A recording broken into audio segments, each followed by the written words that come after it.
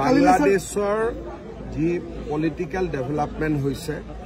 আৰু আমাৰ ৰাজ্যতো কিছুমান পলিটিক্যাল ডেভেলপমেন্ট হৈ আছে যাৰ পৰা এছাম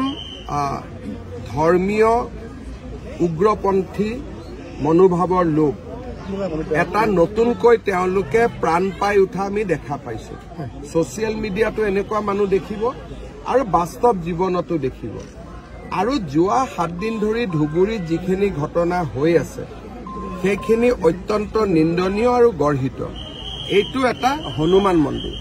প্ৰথম দিনা ইয়াৰ সন্মুখত গৰুৰ কাটা মূৰ এটা থোৱা হৈছে আৰু শান্তি কমিটি পিছ কমিটি হোৱাৰ পিছতো নেক্সট আকৌ গৰুৰ মূৰ থৈ গৈছে এতিয়া এনেকুৱা ধৰণে যদি ঘটনাবোৰ চলি থাকে তেতিয়াহলে ৰাইজে যথেষ্ট অসুবিধাত পৰিব এইবাৰ আনকি কটন কলেজৰ সন্মুখতো গৰুৰ কাটা মূৰ বা গৰুৰ বিভিন্ন হাড় বা বিভিন্ন অংগ পতংগ ৰখা হৈছে গৰু কুৰবানিৰ কাৰণে অনা হয় গৰু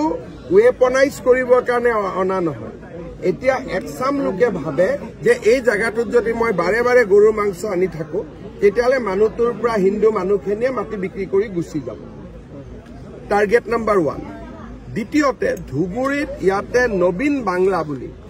এটা এক্সট্ৰিমিষ্ট গ্ৰুপ হওক বা যি গ্ৰুপৰ হওক তেওঁলোকৰ নামত বহুত পোষ্টাৰিং হৈছে আনকি ডিচিৰ ঘৰৰ সন্মুখতো তেওঁলোকে পোষ্টাৰিং কৰিছে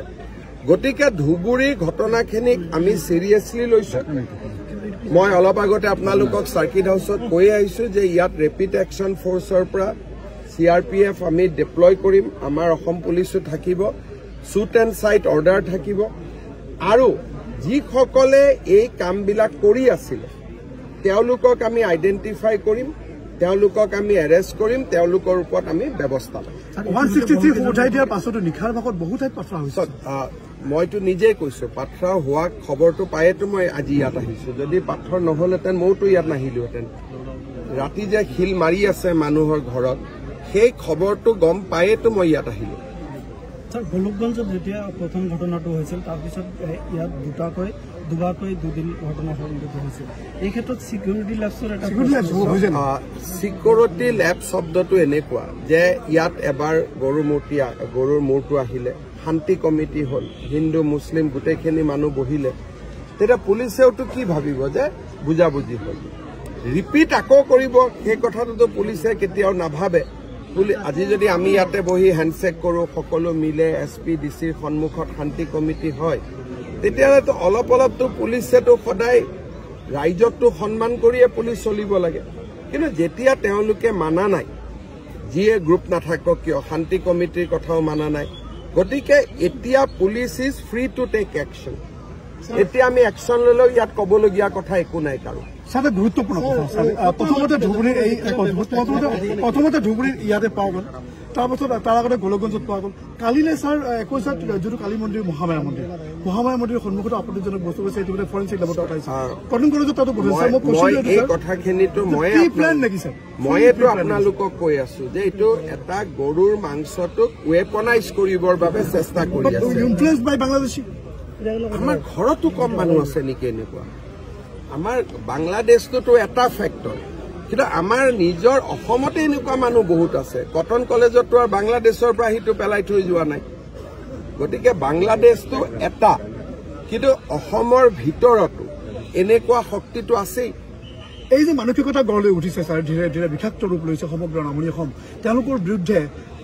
অভিযান চলিব নাই এটাই কথা আপোনালোকে যিখিনি কৈ আছে সেইখিনি শুনিবৰ কাৰণেতো মই ইয়াত আহিছো আৰু মই যিখিনি কৰিব লাগে মই কৰি গৈছো যে আপোনালোকে অহা 2-4 দিনত দেখা পাব আৰু এটা গুৰুত্বপূৰ্ণ কথা স্যাৰ পিছ কমিটি যিসকলক মাতা হয় তেনে বহুত ব্যক্তি আছে যাৰ নেকি পলিটিকেল ইনফ্লুয়েন্স নাই বা সামাজিক ইনফ্লুয়েন্স নাই সেই কমিটিখন চেঞ্জ কৰিব লগা হৈছে মই নাজানো ইয়াত স্থানীয় বিষয় DC SP চাব কিন্তু মইতো পিছ কমিটিৰ মিটিং সেইবিলাকে মই বিশ্বাস নকৰো মোৰ কথাটো হ'ল যে এইবিলাক মিটিং কৰি থাকিলে সময় যায় আমি যোনে আইন ভংগ কৰে তাৰ ওপৰত একশ্যন ল'ব আজি ইয়াতে যিখিনি ঘটনা ঘটি আছে এই ঘটনাখিনি খুব চিন্তনীয় খুব আমাৰ কাৰণে it is a matter of concerned কিন্তু আপোনালোকে মোক যিমান প্ৰশ্নৰ উত্তৰ খুজিছে সিমান প্ৰশ্নৰ উত্তৰ মোৰ লগত নাই কাৰণ মই মুখ্যমন্ত্ৰীৰ দায়িত্বত থাকি এনেই যি পাওঁ আপোনালোকক সন্তুষ্ট কৰিবৰ কাৰণে মই উত্তৰ দিব নোৱাৰো এতিয়া যেতিয়া পুলিচে মানুহখিনিক এৰেষ্ট কৰিব ইণ্টাৰোগেশ্যন কৰিব আমাৰ হাতত তথ্য আহিব তেতিয়া আমি তথ্যখিনি আপোনালোকে কৰি আছে কিন্তু আজিৰ পৰা আৰু ভাল কৰিব সুধি ল'ব এছপিক এছপিক এতিয়া আপোনালোকে সুধি ল'ব এছপি ধুবুৰী পুলিচৰ টুইটতো পাব সোশ্যাল মিডিয়াটো পাব ধুবুৰী পুলিচে টুইটো কৰিব সোশ্যাল মিডিয়া ইমান এৰেষ্ট কৰিছে কি কৰিছে আপোনালোকে ধুবুৰী পুলিচক মই কৈ যাম সোশ্যাল মিডিয়া পোষ্ট থাকিব আপোনালোকে পাবই